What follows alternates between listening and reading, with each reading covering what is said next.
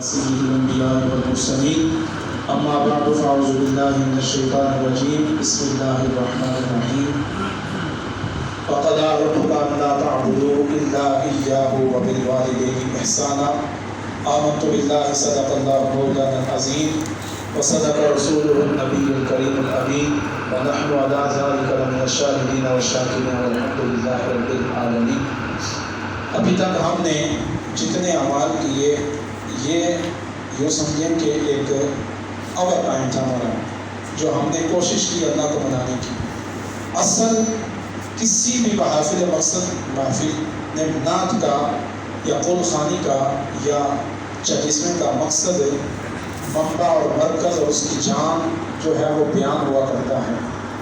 جب سے ہماری محافل کے اندر علماء کرام کا آنا ختم ہوا اس وقت سے ہماری اسٹیجوں پہ قبضہ جو ہے نا وہ دوسرے لوگوں کا ہو گیا. بہرحال ہمارا موضوع نہیں ہے, اس لیے میں انشاءاللہ زیادہ دیر آپ کے درمیان رکاوٹ نہیں بنوں گا. انشاءاللہ مختصر وقت کے اندر اپنا ایک جامع پیغام آپ تک پہنچا کے اپنی گفتگو کو سمیٹوں گا اور آپ محبت سے سنیں گے تو انشاءاللہ آپ کو جاتے وقت یہاں سے بہت سارا علمی خزانہ آپ کے ہاتھ آئے گا. کیونکہ اصل بات تو ہے علم سے بڑھ کر کوئی شے نہیں ہے. علم کہتے ہیں جہالت کی موت ہے. علم کیا ہے؟ جہالت کی موت ہے. علم سے بڑھ کر کیا شے ہو سکتی ہے. آج ہم ہماری والدہ صاحبہ ہماری اماں جان جو ہے اللہ ان کی مغفرت فرمائے ان کے احسان ثواب کے لیے ہم بیٹھے ہیں. تو انسان کے 3 ساتھی ہوا کرتے ہیں. انسان کے کتنے ساتھی ہیں جی؟ 3 ساتھی ہیں. نمبر 1, جس مال کے پیچھے ہم اندھے ہو کر پڑے ہوئے ہیں ذرا سوچنا چاہیے کیا یہ مال ہمیں فائدہ دے گا دنیا میں, قبر میں, حشر میں, بعد قیامت میں. یہ 3 چیزیں ہم نے دیکھنی ہیں کہ کون کون سا مال ہے جس نے ہمارے ساتھ جانا ہے, کون کون سا عمل ہے جس نے ہمارے ساتھ جانا ہے. حدیث پاک میں آتا ہے کہ بندے کے 3 ساتھی ہیں. ایک اس کا ساتھی موت تک کا ساتھی ہے. کون سا؟ ایک ساتھی اس کا کون سا ہے؟ جو موت تک کا ساتھی ہے. دوسرا ساتھی اس کے قبر تک کا ساتھی ہے. تیسرا ساتھی اس کا ہمیشہ کا ساتھی ہے. سب سے پہلے جو چیز بندے کا ساتھ چھوڑتی ہے وہ بندے کی دولت ہے. کیا ہے؟ دولت ہے. میں نے ایک جگہ پڑھا کہ بندے کی آنکھوں کی پلکیں نہیں تھی. ہماری آنکھوں جو بند ہوتی ہیں کھلتی ہیں نا ہماری پلکوں کے بالوں کی وجہ سے کھلتی ہیں. سائنس یہ کہتی ہے اگر آنکھ کی پلکوں کے بال نہ ہو یہ وجہ تو یہ آنکھ بند ہوتی ہے کہ وہ کھولنے کی طاقت ختم ہو جائے. سے ایک انسان دنیا میں بڑا مالدار تھا, اللہ نے بڑا نوازا تھا اسے. اس نے کھربوں روپے لگانے کی یہ کہہ دیا کہ میں کھربوں دینے کے تیار ہوں, کوئی بندہ میری آنکھوں کے بعد مجھے لٹا دے, لیکن وہ دولت اس کے کام ہے نہ آ سکی. آج چونکہ کرونا کا ماحول ہے, آپ نے بھی دیکھا میں نے بھی دیکھا, ہزار لوگ وینٹیلیٹر پہ پڑے ہیں. بڑے بڑے جاگیردار, بڑے بڑے سرمایہ کار جن کا طوطی بولتا تھا, لیکن آج کیا ان کی دولت ان کو زندگی واپس دے سکتی ہے؟ نہیں. اس لیے سب سے پہلے انسان کا جو سانس چھوٹتا ہے مرنے کے بعد اس کی دولت ہے. کون سا ہے؟ اس کی دولت. جیسے ہی بندے کا انتقال ہوتا ہے تو اس کی جائیداد اور طرف منتقل ہو جاتی ہے. یعنی اس کا وارث بھی وہ نہیں رہتا, کوئی اور اس کا وارث بن جاتا ہے. اور جائیداد کے انتقال سے مراد یہ ہے کہ اس کی ملکیت سے نکل کے دوسرے اس کے وارث بن جاتے ہیں. یہاں تک کہ مرنے والے کی گھڑی اور انگوٹھی تک کو اتار دیا جاتا ہے.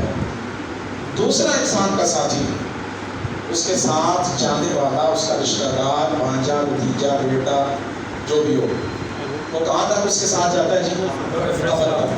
قبرستان تک جاتا ہے. وہاں جا کے وہ بھی اپنے آپ کو بے بس سمجھتا ہے کہ اب اس سے آگے میرا بس نہیں ہے. یہاں تک نانا میرے بس میں تھا, یہاں میں کوشش کر کے اپنے سے بہتر سے بہتر طریقے سے تجھے نہلایا, دوڑایا, نیا لباس پہنایا, خوشبو لگائی, عطر لگائی, پھول ڈالے, چادر ڈالی, ایک بارات کی سی صورت اختیار کر کے تجھے یہاں تک لایا. لیکن اب یہاں میری بھی بس ہو گئی.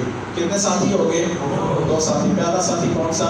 دولت. پہلا ساتھی کون سا ہے؟ انسان کی دولت اس کا ساتھ چھوڑ دیتی ہے. دوسرا ساتھی کون سا ہے؟ انسان کا رشتہ دار, انسان کا جو برادر ہے وہ کا ساتھ چھوڑ دیتی ہے، وہ وہاں سے واپس آ جاتی ہے۔ اب تیسرا ساتھی انسان کا عمل ہے۔ کیا ہے؟ عمل۔ اس کا مطلب یہ ہوا کہ پہلا ساتھی جو دولت ہے اس نے ہمارا ساتھ چھوڑا، تو دولت کے لیے ہمیں کوشش نہیں کرنی چاہیے، جائز کرنی چاہیے جہاں تک ضرورت ہے، کیونکہ دنیا قید خانہ ہے اور قید خانہ مومن مسافر ہے، اور مسافر جہاں بھی جائے وہاں دل نہیں لگاتا، اس کا انتظار ہوتا ہے، وہ ایسے دیکھ رہا ہوتا ہے کہ ابھی آئی اور ابھی گاڑی آئی، جیسے ہی گاڑی آئی اس اسٹاپ پہ لگے کہ میں نے بیٹھنا اور سوار ہو کے چلے جانا ہے۔ تو مومن جو ہے وہ دنیا میں مسافر کی حیثیت سے ہے۔ پہلی چیز کیا؟ انسان کی دولت نے اس کا ساتھ چھوڑ دیا، اس کے لیے معلوم ہوا کہ دولت کے لیے بھی کوشش نہیں کرنی چاہیے۔ دوسرا ساتھی ہے انسان کا رشتہ دار، چاہے وہ اولاد ہو چاہے رشتہ دار ہو، تو ان کے ساتھ بھی ہمیں اتنے مواصلات رکھنے چاہیے جتنا ان کی ضرورت ہے، زیادہ ان کے ساتھ بھی نہیں کرنا چاہیے تاکہ ہم آخرت کو بھول جائیں۔ انہوں نے بھی اپنا ساتھ چھوڑ دیا۔ اب تیسرا عمل کیا ہے انسان کا؟ عمل۔ تیسرا ساتھی انسان کا عمل ہے کہ جس ساتھی نے ہمیں قبر میں کام آنا ہے، حشر میں کام آنا ہے اور آخرت میں کام آنا ہے، پل صراط میں کام آنا ہے، ہمیں ان کے لیے بھی کوشش کرنی چاہیے۔ آئیں، کسی لمبی چوڑی تقریر کی ضرورت نہیں ہے، اپنے گریبان کو رات کو جھک کے تھوڑی دیر کے لیے اپنی آنکھیں بند کر کے اپنے دل بھر کی کیے ہوئے پر زور ڈالیں اور دماغ کے پر اپنا وزن ڈال کے سوچیں کہ آج میں نے اللہ کو رضا، اللہ کو راضی کرنے والے کتنے کام کیے اور اللہ کو ناراض کرنے والے کتنے کام کیے۔ اور روزہ رکھ کے بھی ہم سے غیبت ہوتی ہے، روزہ رکھ کے بھی ہم سے جھوٹ سرزد ہوتا ہے، روزہ رکھ کے بھی ٹائم پاس کرنے کے لیے ہم خبریں سنتے ہیں، روزہ رکھ کے بھی ٹائم پاس کرنے کے لیے گھروں میں ڈرامے دیکھے جاتے ہیں، روزہ رکھ کر بھی گھروں میں بجائے عبادت کے پکوان کی ویڈیوز دیکھی جاتی ہیں، نئے طریقے کہ آج افطاری میں کون سی نئی ڈش تیار کرنی ہے، اور ہماری خواتین مجبور ہے، ہمارے ہاتھوں گھر میں کہا جاتا ہے، بعض خواتین کو چسکا لگا ہوتا ہے، بعض مردوں کو چسکا لگا ہوتا ہے، بعض بچے مجبور کرتے ہیں کہ جی آج فلاں چیز نہیں پکے گی تو میں نہیں کھاؤں گا، فلاں چیز نہیں بنے گی تو میں نہیں کھاؤں گا۔ کیا ہماری رمضان شریف کی عبادت کا یہی مقصد ہے کہ دیکھیں جانے والا پیغام چھوڑ کے گیا ہے، اس پیغام کو اپنے پلے باندھیں کہ پہلا عمل انسان کی دولت نے اس کا ساتھ چھوڑا، جو اس کا عمل اس کا جو ہے اس کا رشتہ دار اس نے اس کا ساتھ چھوڑ دیا، تو تیسرا اس کا جو عمل ہے تو کم از کم جتنا دنیا میں رہنا ہے دنیا کے لیے کرے، جتنا لمبا سفر اپنے آخرت کا کرنا ہے اس کی تیاری بھی تو اس حساب سے ہونی چاہیے۔ میں نے پچھلے پروگرام پہ بھی کہا تھا جب بلال بھائی کی والدہ صاحب کا انتقال ہوا تھا کہ جب ہم یہاں سے عمرہ کرنے جاتے ہیں تو ایکسٹرا پیسے ساتھ لے کے جاتے ہیں، یہاں سے دبئی جائیں کسی اور جگہ جائیں تو ایکسٹرا ساتھ لے کے جاتے ہیں، ہمیں پتہ ہوتا ہے مسافر ہیں اور کسی وقت بھی کوئی ابھی نبی ہو سکتی ہے ہمارے ساتھ، تو یار یہاں سے 2 دن 4 دن 6 دن 40 دن 20 دن 2 مہینے 60 دن کے سفر کے لیے تو ایکسٹرا ساتھ لے کے جائیں، تو جہاں ہزاروں سال ہم نے سونا ہے، جہاں ہزاروں سال ہمارا پانا ایسی چیزوں کے ساتھ پڑنا ہے کہ جو اگر زمین پر اپنا رائی کے دانے برابر ان کو ظاہر کر دیا جائے تو کائنات راکھ ہو جائے، جل جائے، بدبو سے ساری انسانیت مر جائے، تو پھر اس لمبے سفر کے لیے کیا کچھ ضرورت نہیں ہے۔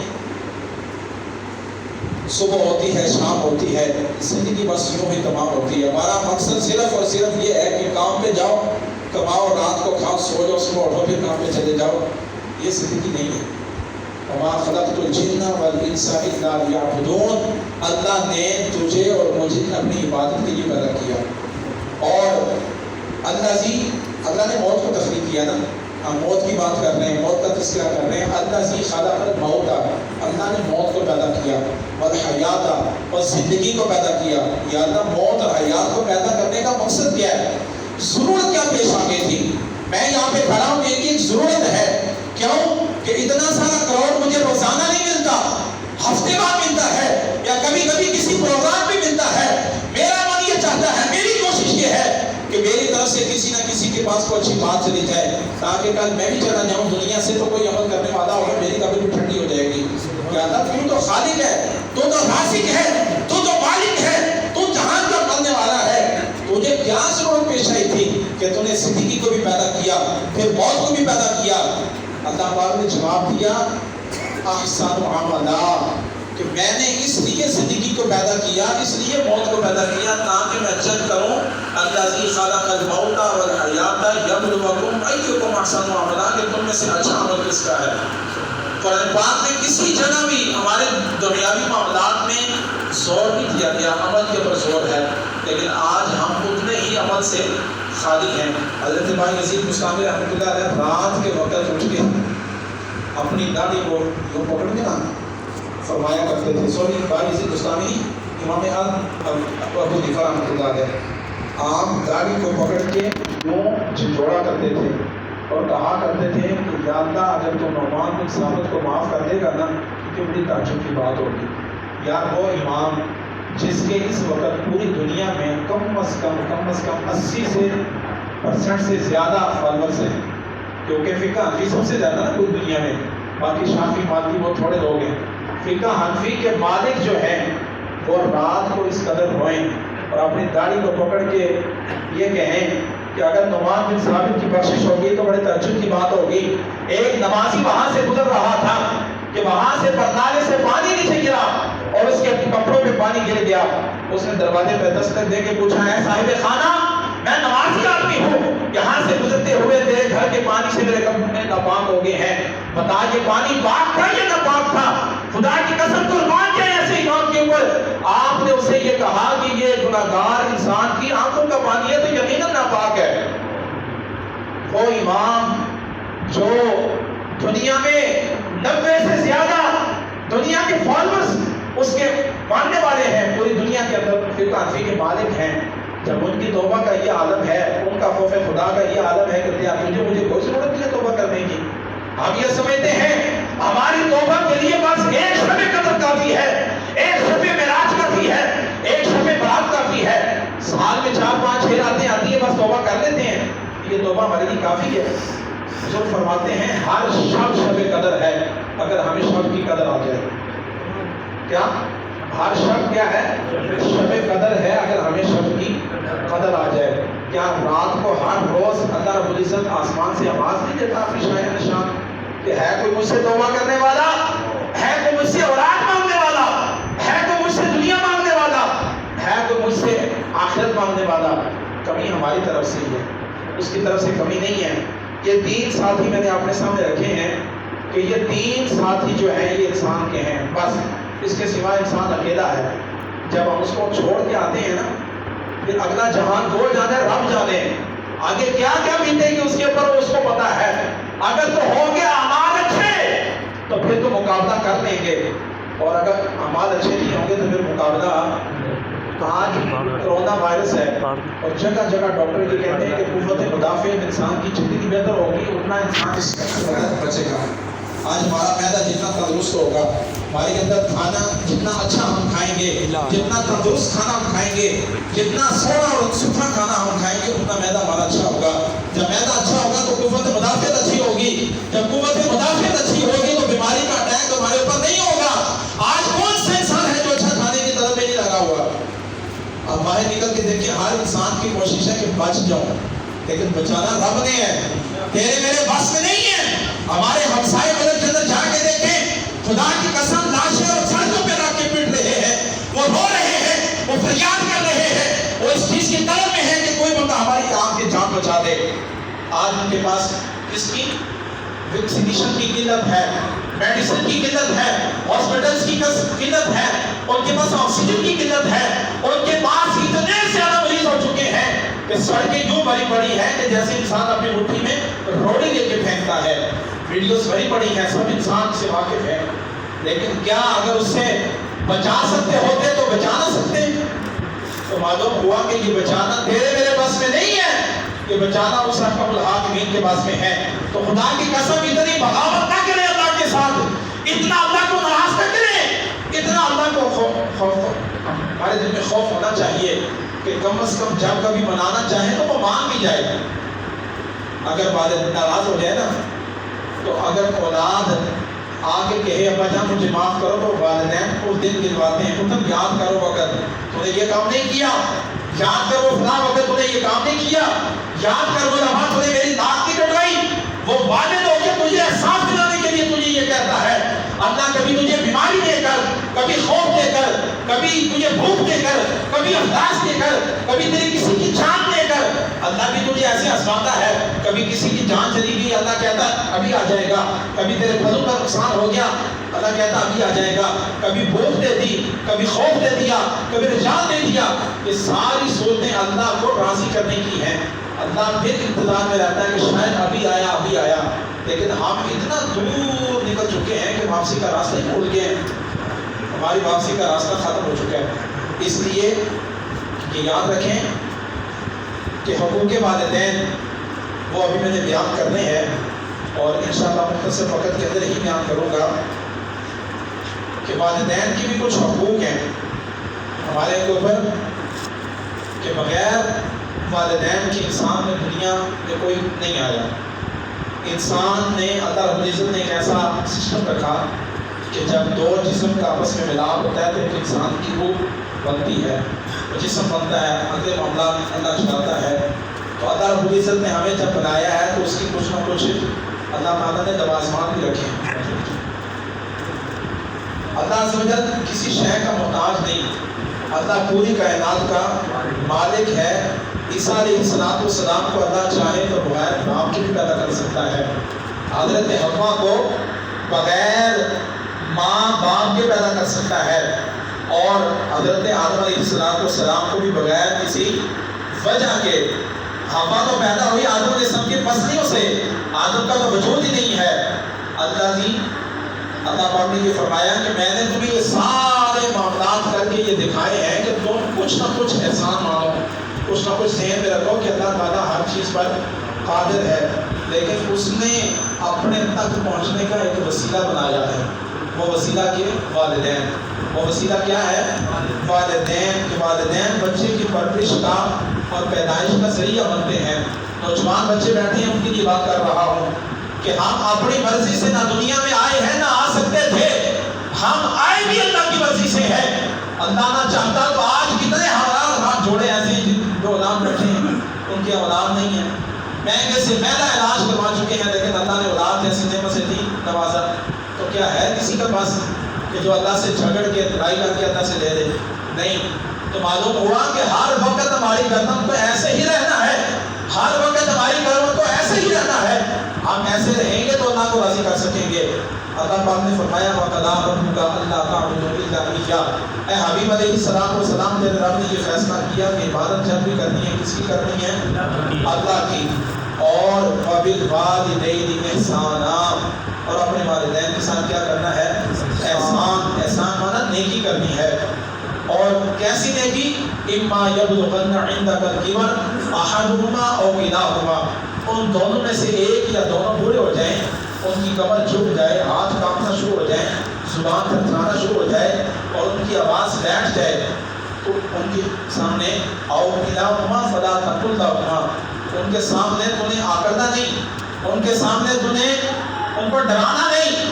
کہیں تجھ سے بات کرنے سے پہلے وہ ڈرے نا کہ میں اپنے بیٹے سے تو بات کروں گا تو کہیں میرا بیٹا یا بیٹی مجھے ڈانٹ نہ دے. اور اف ولا تنہرہما، فرمایا ان کے سامنے اور تو اور اف بھی نہیں کہنا. وقل لہما قولا کریما، اور اللہ کی بارگاہ میں ان کے لیے ہمیشہ اپنے بازو بچھائے رکھتے ہیں. بازو بچھانے سے مراد ہے دعا کے لیے ہمیشہ اپنے ہاتھ بلند رکھتے ہیں. اور ان کے سامنے جب بھی بات کرنی ہے تو اس انداز سے بات کرنی ہے کہ جیسے قریب سی لذیذ سی لطیف سی بات ہو، کہ ان کو بار بار پوچھنی پڑے مگر وہ شرمندگی محسوس نہ کرے کہ میں کس سے بات کر بیٹھا ہوں. اور جس مالک کی کائنات نے ہمیں پیدا کیا، یہ اسی نے ہمیں بیان فرمایا ہے. یہ جو آیت پاک میں نے آپ کے سامنے پڑھی ہے، اور یہ ماہ رمضان مبارک جو ہے یہ جاری وساری ہے. اس ماہ رمضان کی مناسبت سے ایک بڑی مشہور حدیث جو ہمیشہ آپ سنتے ہیں، ہر سال سنتے ہیں اور ہر والدین کی محفل میں سنتے ہیں. آج پھر برکت کے لیے سن لیں کہ جس وقت میرے آقا صلی اللہ علیہ وسلم نے ممبر کی پہلی سیڑھی پہ قدم رکھا تو جبرائیل علیہ السلام نے بد دعا فرمائی، آمین. اللہ کے حبیب علیہ السلام نے کہا کیا دعا تھی کہ یا رسول اللہ صلی اللہ علیہ وسلم، جس کی زندگی میں اللہ رمضان المبارک کا مہینہ عطا کرے اور وہ بندہ رمضان کے روزے رکھ کے آپ کے رب کو راضی نہ کر سکے تو خاک آلود ہو جائے اس کا ناک. تو اللہ کے حبیب علیہ السلام نے کیا فرمایا؟ آمین. آپ میں سے کوئی بتائے گا آمین کا مطلب کیا ہے؟ آمین کا مطلب ہے ایسا ہی ہو جائے. کیسا یہ کہہ رہا ہے؟ ویسا ہی ہو جائے. دعا کرنے والا کون ہے؟ فرشتوں کا سردار ہے. آمین کہنے والا کون ہے؟ انبیاء کا سردار ہے. دعا کس سے کی جا رہی ہے؟ اللہ سے کی جا رہی ہے. تو کیا ان کی قبولیت میں شک ہے؟ اور دوسری سیڑھی پہ قدم رکھا. پھر جبرائیل نے بددعا فرمائی کہ یا رسول اللہ صلی اللہ علیہ وسلم، ہلاک اور برباد ہو جائے وہ شخص جس کی زندگی میں اس کے والدین اس کو ملے، ایک ملے یا دو ملے، ان کو راضی کر کے، ان کی خدمت کر کے وہ اللہ کو راضی نہ کر سکے. تو حبیب علیہ السلام نے فرمایا آمین. جب تیسری سیڑھی پہ قدم رکھا تو سرکار علیہ السلام کے سامنے جبرائیل نے بددعا فرمائی. سرکار نے آمین کہا کہ یا رسول اللہ صلی اللہ علیہ وسلم، جس کے سامنے آپ کا نام نامی اس میں گرامی محمد صلی اللہ علیہ وآلہ وسلم لیا جائے اور وہ آپ کے اوپر درود پاک نہ پڑے تو بخیل ہے وہ شخص، کنجوس ہے وہ شخص، ہلاک ہو جائے وہ شخص. سرکار نے فرمایا آمین. تو 3 اشرے ہیں نا. پہلا اشرہ رحمت کا گزر گیا، دوسرا اشرہ مغفرت کا ہے. تو مغفرت تو ہیلے بہانوں کا نام ہے. مغفرت کس کا نام ہے؟ ہیلے بہانوں کا نام ہے. اگر ہم یہ چاہتے ہیں کہ اللہ سے مغفرت مل جائے، اللہ ہمیں معاف کر دے، اللہ ہمیں ہمارے گناہوں کو درگزر کر دے، تو ان بہت سارے اعمال میں سے ایک عمل یہ بھی ہے کہ جن کے والدین ناراض ہیں ان سے جا کے کیا کیا جائے؟ معافی مانگی جائے. آج انسان اپنی بیوی کے سامنے، بچوں کے سامنے اپنی حد تک محسوس کرتا ہے، بےعزتی محسوس کرتا ہے. میں جا کے اس سے معافی مانگوں گا، یہ نہیں ہو سکتا. اور پھر بدبخت انتظار کرتا ہے کہ غلطی میری تھی یا ان کی تھی. پھر دلیلیں دیتا ہے کہ تیری حیثیت کیا ہے، تیرا وجود تیرے ماں کی وجہ سے ہے، تیرا وجود تیرے باپ کی وجہ سے ہے. اگر وہ نہ ہوتے تو نہ ہوتا. آج تو ملک ہے، مہر ہے، چودھری ہے، رانا ہے، راجپوت ہے، تو قریشی ہے، تو ہاشمی ہے، تو سید ہے، تو کچھ بھی ہو، تو وزیر اعظم ہو، تو صدر ہو، تو کسی عہدے کا مالک ہو. یہ اس وقت تک ممکن نہیں تھا جب تک تیرے ماں باپ تجھے آپس میں نہ لاتے.